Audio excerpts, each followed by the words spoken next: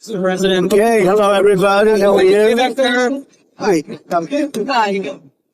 What would you like to know today? Can you start off by telling us the latest one with Russia and Ukraine? Are you expecting Zelensky to come visit you? We're having good, I don't know, he would like to come, but I think we should get a deal done first. We're having good talks. We started with Russia, having some talks with Russia. Ukraine is doing well. I think they're pretty happy about it. They'd like to see it end. That we won't know for a little while, but we're making progress. You said one of the things. We settled 8 wars, and I thought this would be one of the easier ones because of my relationship with President Putin. But this is probably one of the more difficult ones. There's a lot of hatred. You said there were some disagreements. It was still not to be. Yeah, a few. Can you tell us how it's on? Well, just standard things, but people are starting to realize it's a good deal for both parties, and they got to stop the war. They're losing a lot of people, a lot of soldiers, mostly soldiers. You had to be a plan. Yeah. That was an original proposal, and then from there we went back and forth. To ceding land to Russia, is that still what it's being changed? Well, they're talking about going land both ways, trying to clean up a border. You know, you can't go through the middle of a house. You can't go through the middle of a highway. So they're trying to work something. It's a complicated process. Doesn't go that quickly. What about security here? What about security here? Well, we're working that out with Europe. Europe will be largely involved in that. We're working that out with Europe. Europe really wants to see it end if possible. There were a lot of Republicans who felt that the first 28-point plan was too favorable to Russia. Well, that was just a map. All that was a map. That was not a plan. It was a concept.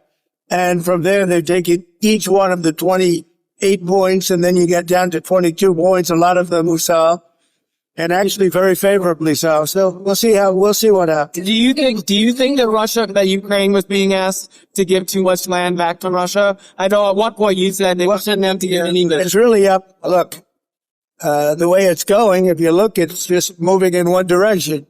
So eventually that's land that over the next couple of months might be gotten by Russia anyway. So do you want to fight and lose another 50, 60,000 people? Or do you want to do something now? In some cases, the land is going in the other direction. So, and negotiating, they're trying to get it done. You want to have a border. You can't have a border that goes through a highway or border that goes through the middle of a town. So that doesn't work. So it's a long, complicated process. They're very, very sad because so many people may kill. What's the next step? They're going to keep talking. They're talking to Russia now. Steve Witkoff is going over, maybe with Jared. I'm not sure about Jared going, but he's involved in the process. Smart guy. And they're going to be meeting with President Putin, I believe, next week in Moscow. And from week in Moscow? I think so, yes. How many concessions are the Russians going to have to make? Well, they're making concessions. Their big concession is they stop fighting and they don't take any more land. To get into war, that would have never happened if I was president. This was not anything that was going to happen. This happened because of stupidity. It's too bad. Mr. President, so if Witkoff is going to Russia next week, does that mean that Thanksgiving deadline doesn't stand anymore? Right? We're going to see what happens. They set up a date. The date is going to be sometime in the very near future. Is there a deadline? I don't have a deadline. You know what the deadline for me is? When it's over. And I think everybody's tired of fighting at this moment. They're losing too many people. Have you heard that audio that Bloomberg has of Witkoff coaching the Russians on how to appeal to you? Well, I haven't heard it, no, but that's a standard thing, you know, because he's got to sell this to Ukraine. He's going to sell Ukraine to Russia. That's what a deal maker does. You got to say, look, they want this. You got to convince them of this. And, you know, that's a very standard form of negotiation. I haven't heard it, but I heard it was the standard negotiation. And I would imagine he's saying the same thing to Ukraine because each party has to give a thing. So you're not worried that he's too pro-Russian? How I think, look, this war could go on for years, and Russia's got a lot more people, got a lot more soldiers. So I think if Ukraine can make a deal, it's a good thing. I think it's great for both. Frankly, I think it's great for both.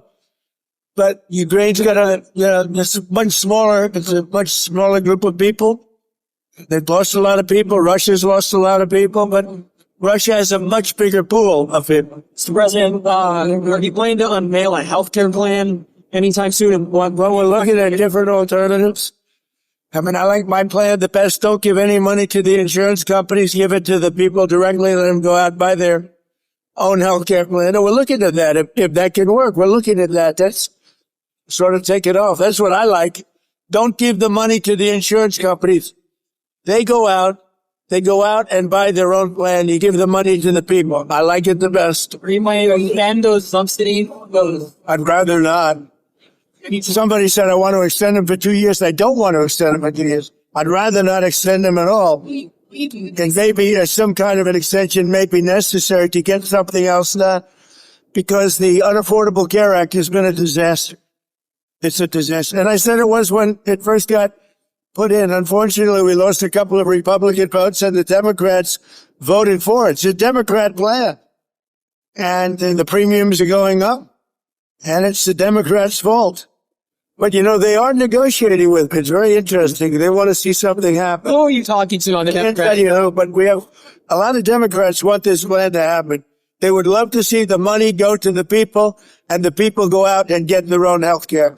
And there would be nothing like it. Were you planning to replace Cash Patel as Oh, he's doing a good job. this week? Cash Patel? Oh, he's doing a great job, I think. We saw those cases against James Comey and Letitia James tossed out. Do you still have faith in Lindsay Halligan? Oh, she's great. I think she's great. They got out on a technicality, and you'll see what happens from here on. But if you look at the actual charges, I think anybody that looks at it very fairly would say, boy, are they guilty. So let's see what happens over the next week. The court didn't say you couldn't bring the case, re-bring the case, or appeal the case. So they have a lot of options. They're going to call the shot. I'm not calling the shot. But Lindsay's a very talented lawyer, actually. Chief President, on Venezuela, sir, are you planning to talk to the hospital? I might talk to them. We'll see, but we're discussing that with the different staffs. We might talk on Venezuela.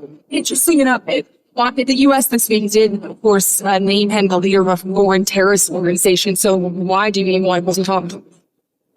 Say it again. Maduro, the U.S. Yeah, right. designated him the leader of this foreign terrorist organization. Why do you want to talk to him? He's the leader. If we could save lives, if we could do things the easy way, that's fine. And if we have to do it the hard way, that's fine too. Mr. President, If you care I'm not going to tell you what the goal is. You should probably know what the goal is, but they've caused a lot of problem, and they've sent millions of people into our country. They were probably the biggest abuser with Trent Aragua and all the others that they sent in, the drug dealers, the drug lords, the people that they sent in, the jailbird. They opened their jails and prisons and dumped them into the United States, and we're not happy about it. do you have any reaction? Does the reaction to Mayor Bowser? I don't think she's not running for re-election in D.C. Well, I got along with her very well. I liked her. We worked together. D.C. is now a safe community. It's a great community. You people know it better than I do because you live there. But D.C. is now safe. The restaurants are booming. The place is booming. We have no crime. And we did that all in a period of 3 or 4 weeks and then made it better and better and better. And now we're setting new records. I mean, literally, it's as safe as there is anywhere in the country now. And if you go back a year, it was a very unsafe place. Before I got here, D.C. was a very unsafe, and it's our capital. We have to make it safe. We're doing really well in Memphis, Tennessee, and we're doing well in other places. The one that is really troubling is what's happening in Chicago. The crime, it's a potentially great city again, but the governor has totally lost control. That's where you had the young lady burned. That's where you had a lot of killings over the last very short period of time. Killings. The governor has totally lost control of the state, and the mayor is grossly incompetent. Always your call with the Japanese Prime Minister. Right, it's great. I had a great talk. I have a very good relationship with her. I also had a very good talk with President Xi of China. And I think that part of the world is doing fine. Can you tell us about the content of your talk? Mostly trade. I spoke to President Xi about a lot of things, but trade and buying our farm products. And he said, he agreed with me. I think he's going to very much surprise you on the upside. I think I asked him, I'd like you to buy it a little faster.